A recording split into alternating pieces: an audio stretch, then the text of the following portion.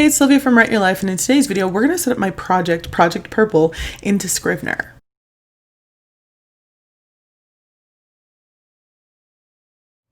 So the first thing that I do is when I open Scrivener, I go straight to fiction.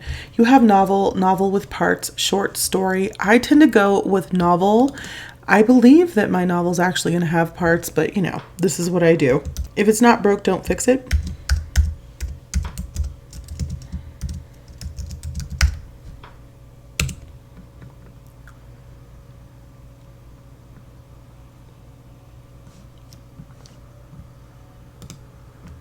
All right, so after I name my project, I go through and I kind of get rid of things that I'm not really going to use, and I rearrange some stuff. So looking at here, templates.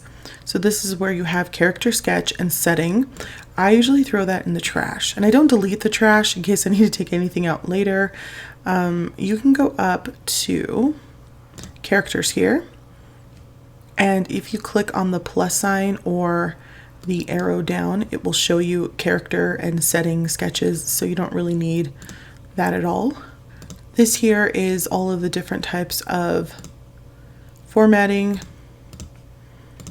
We're not going to be using that right now because we're barely working on our first draft, which is okay because it's going to be fine. All right, research, I think I'll keep that. Sample, standard, paper, again, really not interested, into the trash.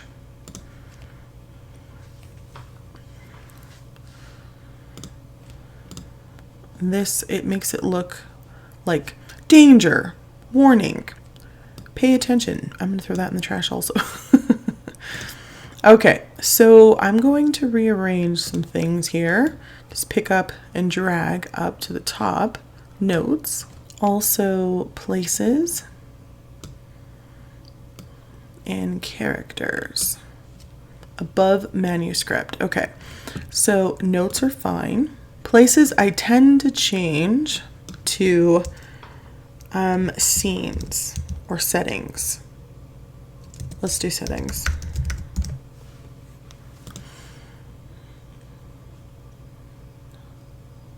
Characters or cast is totally fine. Okay, so that looks good. We're going to start right here. I actually watched a video years ago by a YouTuber. I will link it down below if I can find it. I think his name is Author Level Up or something like that, where he set up his Scrivener and he shows you a lot of different things that he does. And a lot of the stuff that I'm doing, I learned from him. I might do mine a little bit differently, but you know, just so I have, you know, a reference of how I do this on my channel, I will definitely link his video down below. So let's get started with notes. I am going to go to the plus sign here and I'm going to write in chapter events. Now some people might call this their timeline if you just want to keep track of your time. This is the older version, I believe, of Scrivener. In my MacBook, I do have the newer version. This is my iMac, so I might have to update this because I haven't thought about that. Going back and forth, I think you get into some struggles. Like they want you to pay like, I don't know, half of how much Scrivener actually cost in order to update it. So I might have to do that, but we'll do that later. So here is where I write things like chapter 1. Oops. And then I use bullet points. And what I like to do is keep notes about the chapter after I'm finished with it. So like I will write Friday, July, just a quick note to let me know that this happened on Friday, July, and you can put like the 9th or the 10th. Usually like the calendar year will obviously change by the time you publish this. So as long as I know it's a Friday and it's July, if you're going to self-publish this or what have you, you can go back and put in the actual date so that it's going to line up with whatever year it's published. So I leave that part of it blank. I usually put what time of the day. So I might put like early morning, or I might put an exact time if this is, you know, dealing with school. And then I end up putting like any scenes that are actually within chapter 1. So over here we have settings, right? That's where I kind of brainstorm what they look like, so I can go back and be like, okay, yes, this is what's in her bedroom, or this is what's in my character's house or in the town. Whereas this is where I put like where this scene took place. So I can put scene, I don't know, kitchen, right? And then I put a list sometimes of what characters are within that chapter. I know this seems like a lot of work right now, especially when it's Nanowrimo. I'm only doing 25,000 words instead of the whole 50, so I have a little bit more time. I'm already trying to work out how I can only write for 3 days a week instead of all 7, because that's a lot of sitting for me. So basically at the end of this journey, I think personally for me, it's easier to already have these notes done instead of trying to go back after the fact, because I've done that with the last novel that I was revising for June, and it was a hot, ever-loving mess, you guys. I just couldn't even handle it. You can also change these by doing something like this. You can come up here and say no bullets, push return, have bullets here, and then you can change this. Because it is a scene and it's different from actual time, you could put like a diamond so that you know the difference between bullets. And that's another way you can just kind of quickly look at it and glance and know, or you can use like your highlighter up here and decide to like highlight them in different colors. It's whatever works best for you. And then of course, underneath that, you can just start with your chapter 2. So I have that. The next thing I like to put up here, add another plus. I like to put the plot. So I usually write it out here, and then I go up here again, and I usually put first person versus third. So this is something new I decided to do because I wasn't sure, because I am writing a murder mystery. It's a YA. I wasn't sure whether or not I wanted to write this in first person or third person, because maybe I'm going to have an unreliable narrator. I haven't really decided that yet. There's some plots and some twists that are going on that might work better in third person, where we're kind of a little bit, standoffish, as opposed to first person. Yeah, you can only hide so many secrets. Unless the character has like amnesia or whatever, she's probably going to know, that she's doing horrible things. Yeah, so I'm thinking third person might work best, but this is a place where I can sit down and write a scene in first person, then write that same scene in third person and see which happens more naturally and which one I like the sound of best. And then I also kind of like to add questions.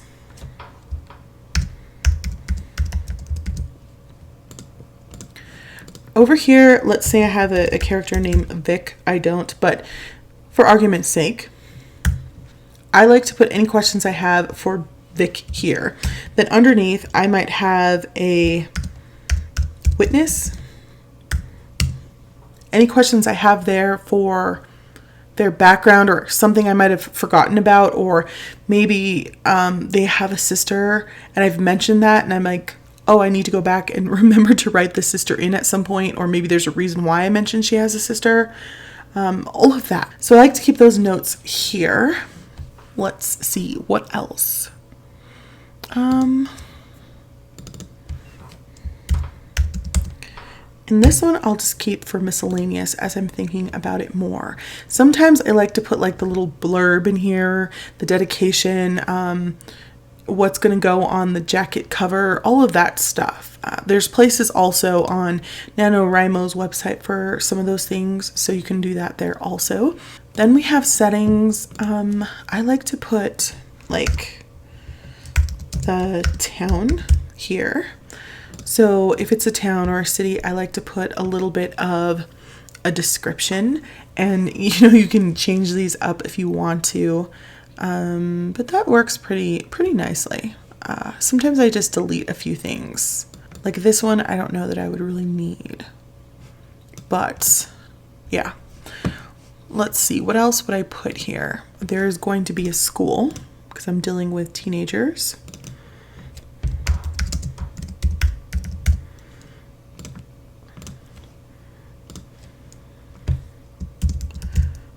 Main character's house. And so other things that come up as I am looking over my plotting, I've usually tried to make some kind of a note of, okay, this setting is going to be here, or this scene's going to be there, and that doesn't always happen.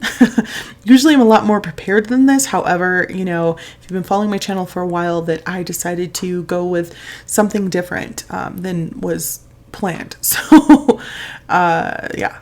But that's okay. It's part of Nano. If it's going to be crazy, might as well make it really crazy, right? I think so. And then we have characters here. Yeah, I'm going to show you kind of how I do that. So let's make like 5 quick characters. You can name this one Vic.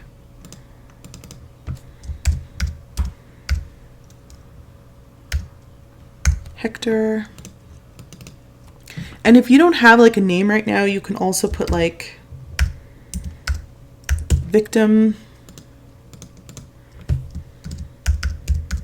witness, we won't say police, we'll say cop. Yeah, we'll do all of that, and then I'm gonna get some pictures for these. We're in, and these are all already character sketches, which we have to fill out. We'll keep it in cork board. So there's 2 different settings. You have this one, which aligns them perfectly. And then this one that allows you to like overlap so that you can kind of like, it's kind of cool. I don't know if this is the same in settings. Let me see. It is. So like, say that I had a picture of an actual school, a town, and my character's room, which maybe I'll do for you so you can see. You can overlap them and make them look like a collage, which is kind of cool. Or you can just go back to this and it'll straighten them out. Okay, let me get some pictures really quickly. Okay, in case I cut this out, I actually went into Canva and got some pictures. So, okay, got them here. And so we have Vic. Pull and drag him over. Then we have Hector. And do we have another guy? Yeah. Victim. So let's see here.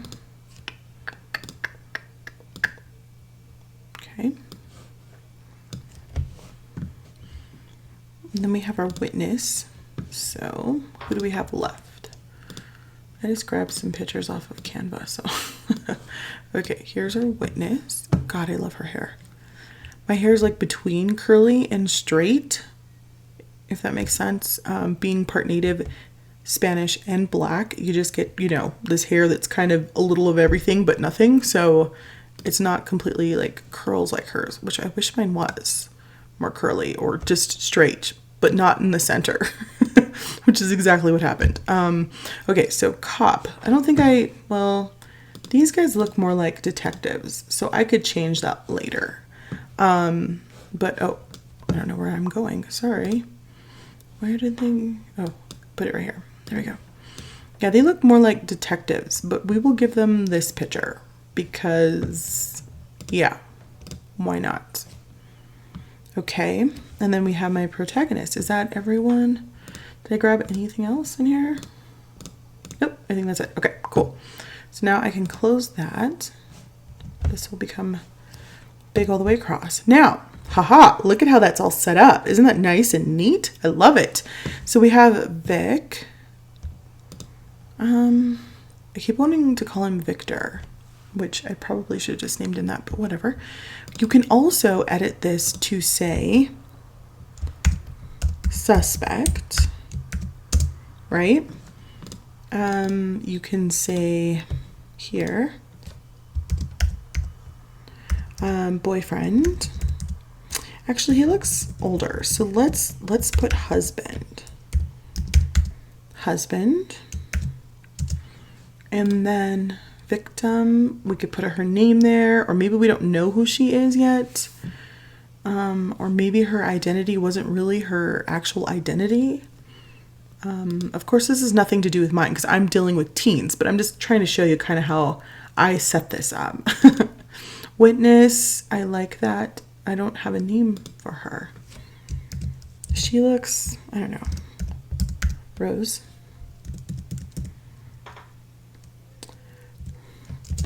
She looks like a Charlie to me. I always love, like, when people are really beautiful like her, I like it when they use boy names. You know what I mean? Like, if you're like just an average or less than average looking person, I think when you're named a boy name, which probably sounds rude, it's just kind of weird. But I think when really pretty women have like boy names and they can pull it off, it's nice. So we're going to call her Charlie.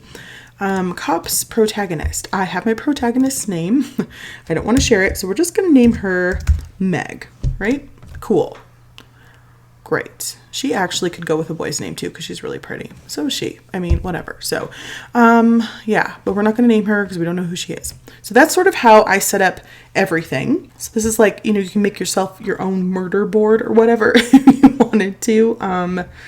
And then you can, of course, do this to make it more like a collage. Same with over here. I went ahead and put in the town, school, and characters house. So if you get down to the bottom and click on that, you can kind of just like overlap them and move them around in any way that you want to. Same for over here if you weren't sure. Like, we've already put labels on all of these people, but if you weren't sure, you could divide them up into who you thought might be bad or who you thought might be good, and someone like in the middle, if that makes sense. Oh, I just love this. This is like my favorite part. I know we haven't done no writing at all, but still I'm enjoying myself. Okay, so those are like the main things that I kind of do to set up before I even start writing. So I've already written a lot of the character events because I've written my outline. I've already got it kind of typed up. It's not to where I want it to be, obviously, because I've started late in the game with this new project, but I can copy and paste a lot of the information right into here. Now, if you wanted to have this events, chapter events, which I think I do, I want to have it separate, you could go ahead and just make another one for your outline. And of course, you can just, pick it up and drag it up here, because that should probably go in here first. And then as I'm writing, if something changes, because who knows, things always change, you can go ahead and put those changes here, and they might not reflect what's actually in your outline. That way you can keep your outline with you to refer to whenever you want. And you can also keep that, no, I think that's where I'd keep it. Because in the manuscript, you don't want any of these things in there because of the next thing that we're going to do. I really don't do anything with research. Sometimes if I'm writing, like when I was writing my last book, it was a lot of world building. Then I have to look up stuff. I put research down there, especially links to websites and what have you. I don't know that I'll need many of these. If I decide to not have it in like a state that I've lived in or lived around, I might have to do a little bit of research like that, if that makes sense, because this is just a murder mystery set in modern days. So I don't have any like real world building to kind of do. Okay, so we can close all of those things and let's focus on our manuscript. So this is why I was saying you don't want any of these things in your manuscript, because we want to put some goals on our manuscript. So we're going to go up to the top here. We're going to go to show project targets. I am going to be currently working in words. We are going to be writing 25,000 words, which is half of what usually the original camp is, but which is half of what the regular NaNoWriMo is, but this is camp, so you make your own rules. I feel like you should make your own rules, even if it's regular Nano, but you do you. So it says we have 0 of 25,000, and then this bar will start to turn green and get fuller as we start to reach our goal. Okay, so now we want to go to options and show overrun. Okay, we want a deadline. Show target notifications. Sure. Okay. So let's pick our deadline is for 7, which is July.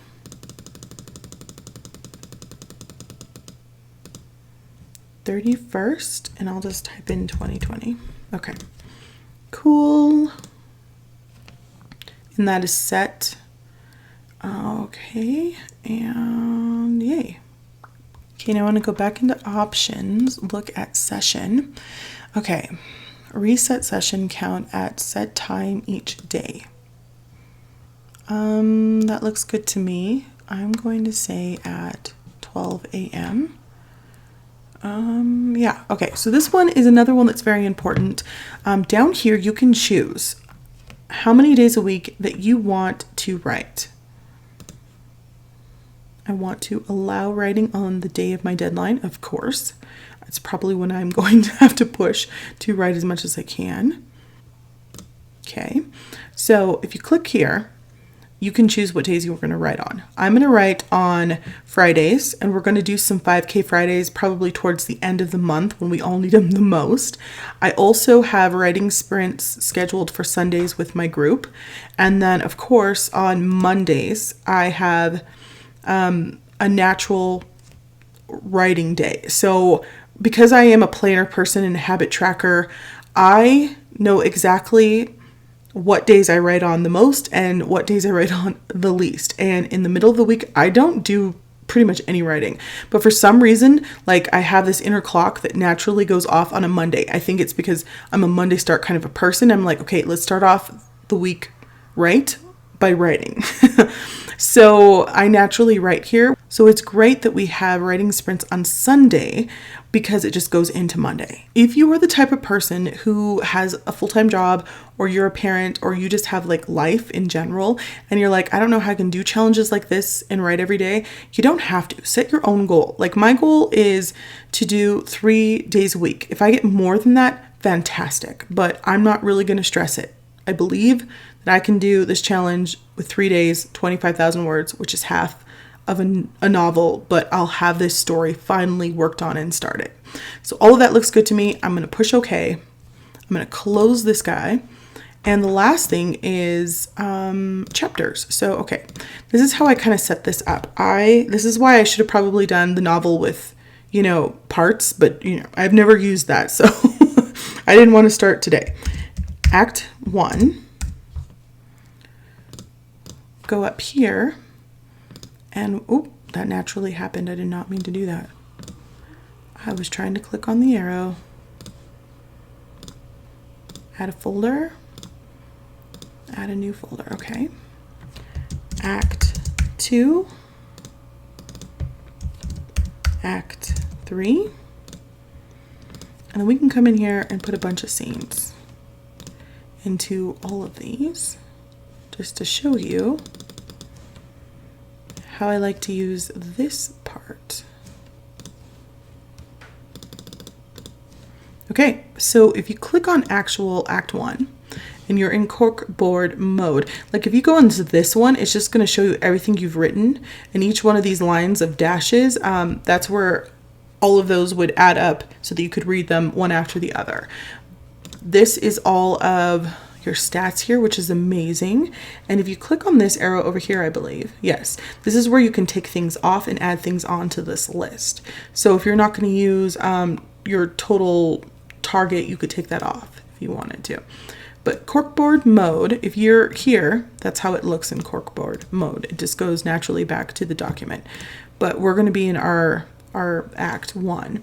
So I can write something up here. This is how I outline after I've already put things on Post-its. I need to move things around again digitally.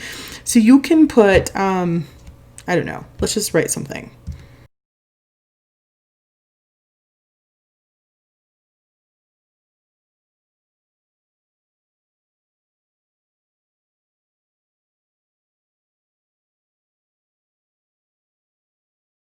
Okay, so I've written a few things on here. Hopefully everything's spelled correctly. I'm just trying to get through this quickly.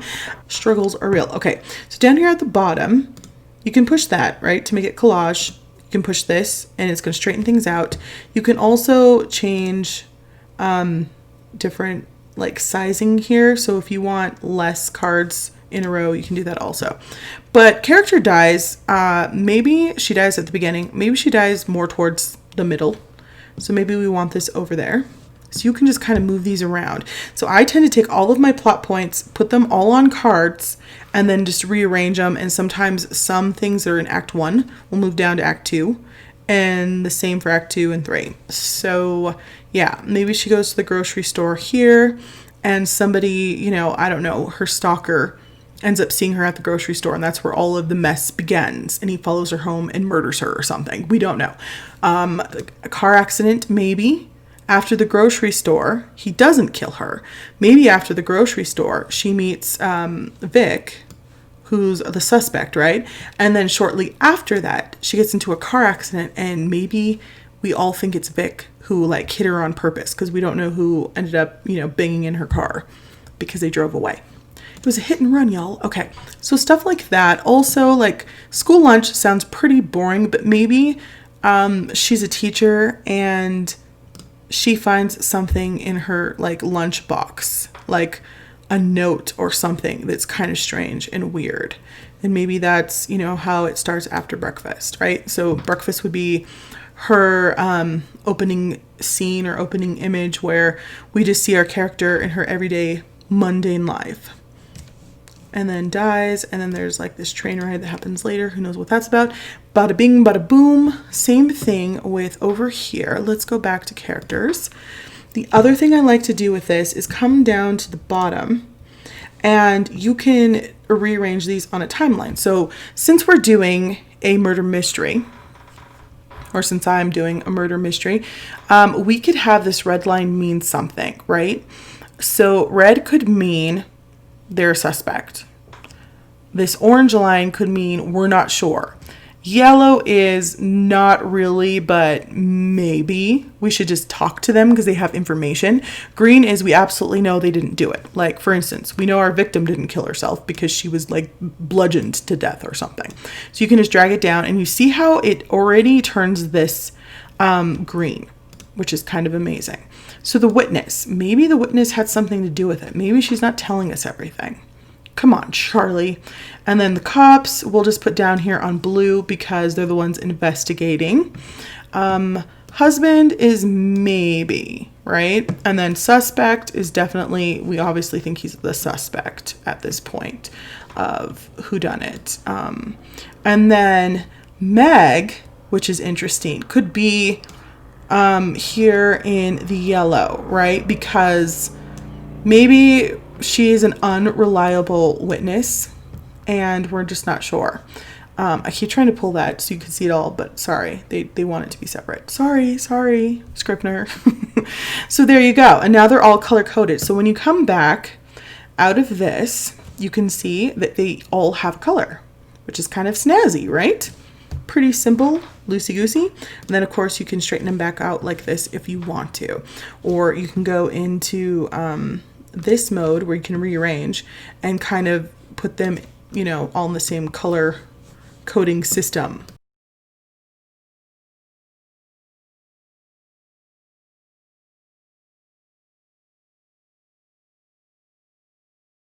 There you go. So you have the same thing going on there. I think that if you click on these, let me see, you can switch it by clicking up here on this little photo or icon that looks like an index card. Yes. And then it'll show you some information. Or you can go back to photo by clicking that. Okay, man, I am so excited for tomorrow. I'm going to put in all of my stuff, and then early in the morning, I'm going to be having early morning writing sprints every single Friday. I'm starting off with a Wednesday one because Nanowrimo starts off on a Wednesday. So I thought I'd have one for the first day to start off this whole camp right with some writing. So I'm very excited. Wish me luck. Good luck to you guys. I hope that you get everything that you need out of this camp. I am so excited. All right. My name is Sylvia. Don't forget to like, comment, and subscribe. I hope this was helpful. Thanks for watching, and I'll talk to you soon. Bye.